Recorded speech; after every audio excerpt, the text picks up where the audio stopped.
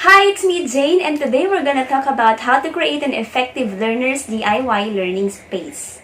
Behind closed doors, I'm a fool for your love. This video is especially made for you Muzonians. This is requested by Muzon High School, my alma mater, and I graduated there way back 2011. And I would like to take this opportunity to thank all my teachers who encouraged me, inspired me, and motivated me to become who I am today. I am now a licensed public school teacher, a senior high school teacher at Marilao, Bulacan.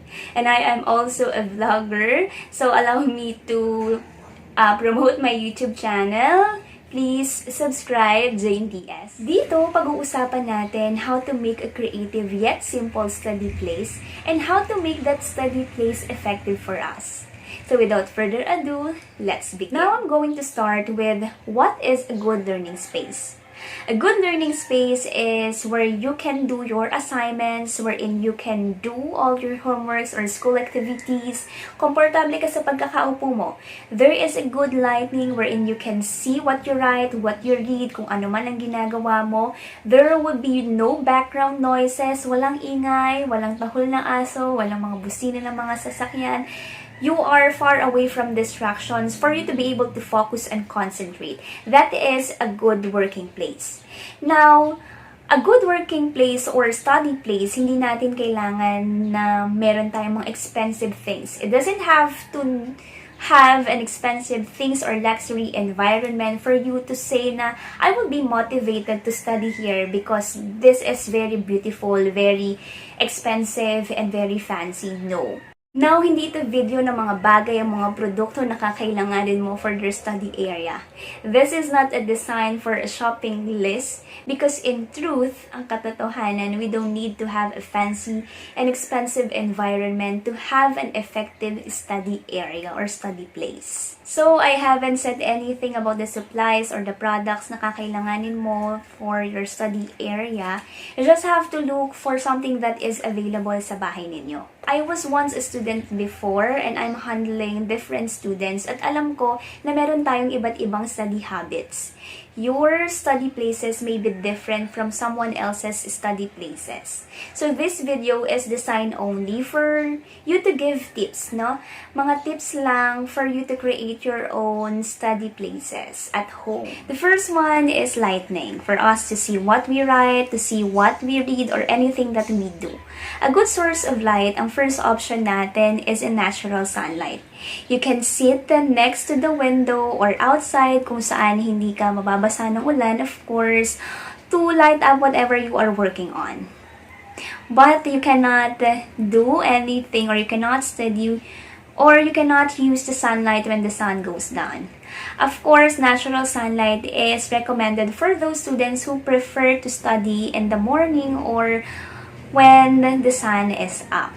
So, if you are a type of a student who prefer to study at night because you have something to do in the morning, you are a working student, or there are other reasons kung bakit ayaw mong mag-study in the morning, mas prefer mo at night, and the best option for you is a lamp. So, meron tayong mabibiring mga mura na lamp sa Shopee or Lazada. But anyway, you could use what is available lamp sa bahay ninyo. So, to make it more appealing, you could put a design, a sticker on it. But, ayan, kahit anong design ang gusto ninyo, but you have to make sure na medyo malayo lang siya sa light bulb para maiwasan natin yung apoy or sunog. Next one is to set the scene. Dito dapat comfortable tayo, komportable tayo, not in a way na matutulog tayo. So, you have to look for a perfect place or a perfect spot sa loob ng bahay natin. Yung masasabi mo sa sarili mo na I am motivated to study in this area. Normally, it is a small desk or study table or anything that you are comfortable to write on. Yung komportable tayo kapag nagsusulat. Kung wala naman tayo ng desk or study table, we could have small cardboard or hardboard for us to write, no? Yung mapapatungan natin kapag nagsusulat tayo.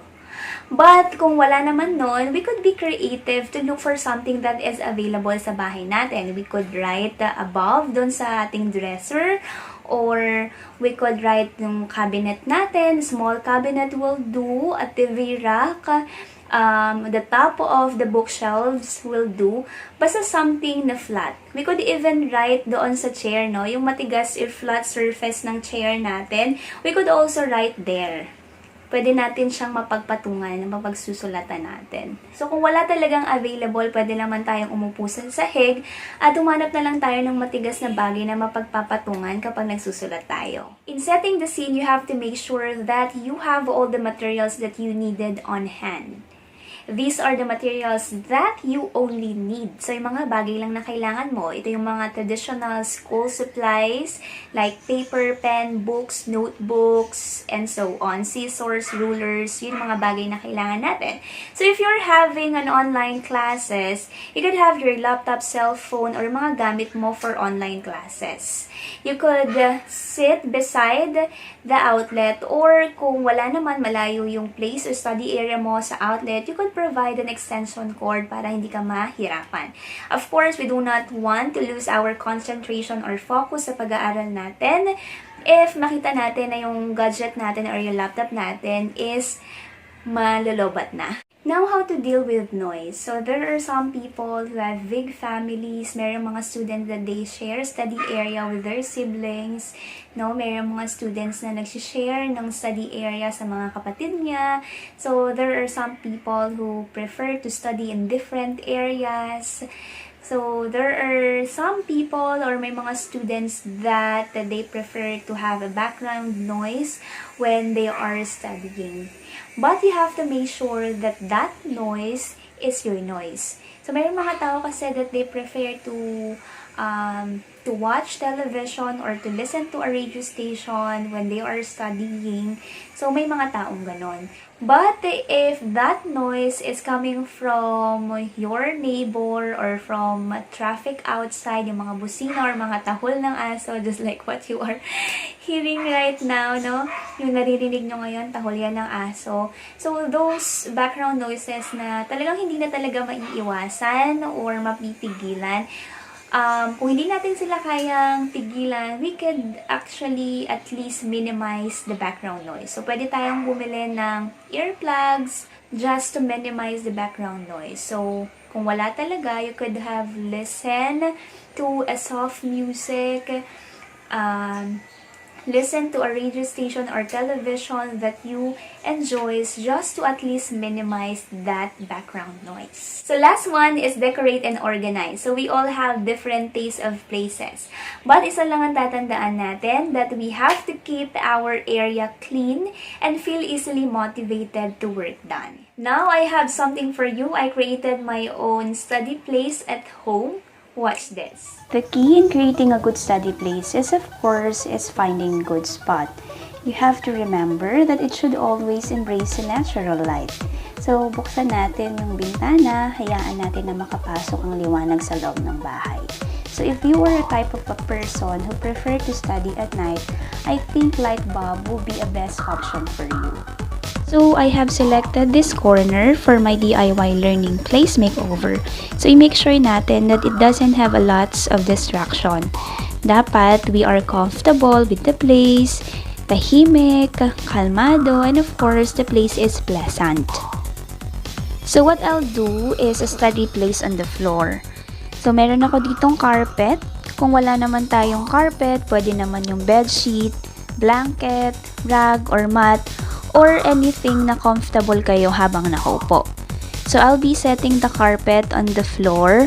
So, since meron ako ditong dalawang carpet, gagamitin ko na siya pareho at kukunin ko na yung buong space ng corner na yan para medyo mas malaki yung aking space sa study area. So, you don't need to buy. Look for something or anything that is available sa bahay natin.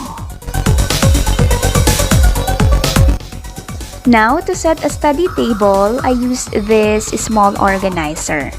Kung wala naman kayo nito, a small box or a box can be an alternative. So, here I put all my stuff, notebooks, books, or anything that you want to put inside or to keep inside, but this is actually optional. Now, I covered it with a blanket to make it more appealing. This one is a shoebox and can be used for our books, notebooks, or anything you want to put it inside. You can put a design or a sticker or anything that you want to put it there to make it more appealing to you. This will be depending upon your creativity.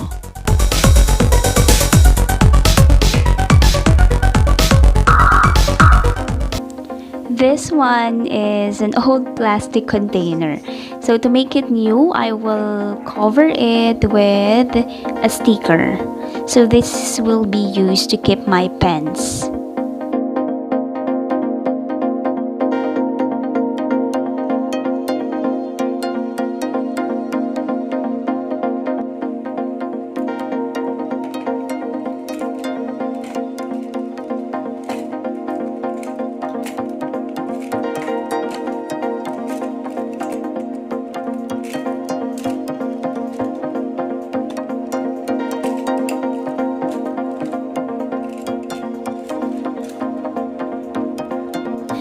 So you could have this cute and very nice organizer. I bought it from Shopee for 9 pesos only.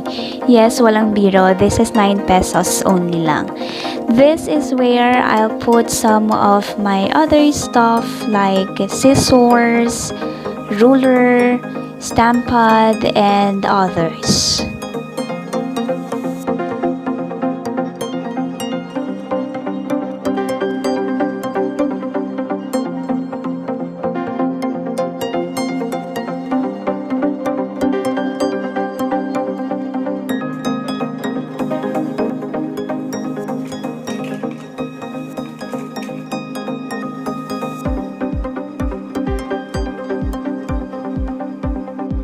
So dito, dapat comfortable tayo but not in a way na matutulog tayo, but to become more motivated to finish our schoolwork. So I'm gonna put some pillows here.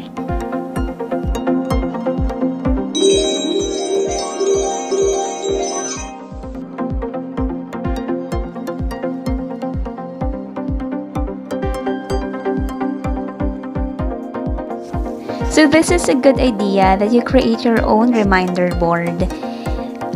You can cut out the first letter of the day from Mondays to Friday. Then you could design as much as you want, and that will be depending upon your creativity.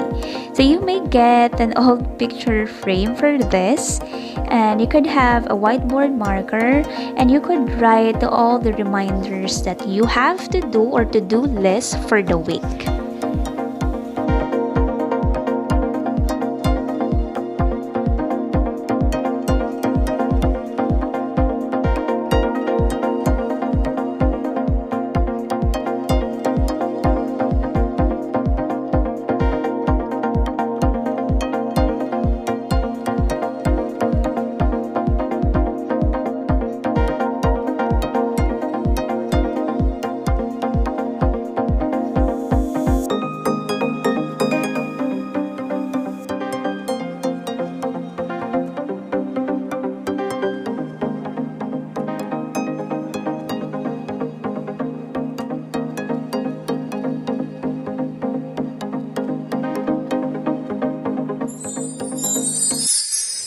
Ta-da! So this is my DIY study area. So it's actually very usual yet very simple. It's kind of challenging for me because I have to look for anything that is only available sa bahay. So wala akong binili kahit isa. I just look something that is feeling ko makakatulong siya for my study area. So I also put some plants because there is a proven research that indoor plants can improve our concentration and productivity in studying. So, meron ding mga research that it also reduces stress levels and boosts our moods. So, I think this is really perfect. I mean, plants are really perfect para sa ating DIY learning place. So, pwede kayong manghingi sa kapitbahay or, ayan, pwede nyong hiramin yung mga halaman ng nanay at tatay nyo, yung mga babies nila for, ayan, for our learning place. So, you could also challenge yourself. You could make your own simple study place. It doesn't have to be fancy. It doesn't have to be an expensive one. Ang importante lang naman is you are comfortable with the place. You like the place and it is completely quiet, room free from any distractions. So, kung hindi natin maiiwasan yung mga distractions like yung noise, traffic sa labas, or you are with the big families, you could have used or you could have listened to soft music for at least to minimize the noise or distractions doon sa place ninyo. You could also put some decorations on the wall. You could put some inspirational quotes for you to become more motivated to study each day. However, if there is no printer available, this is optional. And if somehow you are attending an online class, di ba? Sometimes wala tayong background na maganda, hindi ka aya-aya, maraming naglalakad, magulo. So we could use a curtain to cover our background, of course, para din hindi tayo maging distraction sa ating kasama sa online class.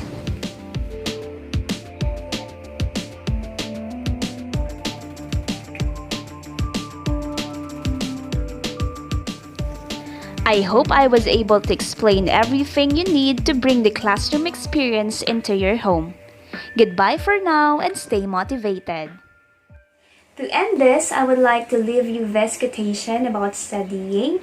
Never regard study as a duty, but as an invaluable opportunity to learn. I hope that you will still feel motivated, encouraged, and inspired by your teachers to study and learn despite the pandemic has brought to our lives. Thank you and God bless. Stars, I'm a fool for your love.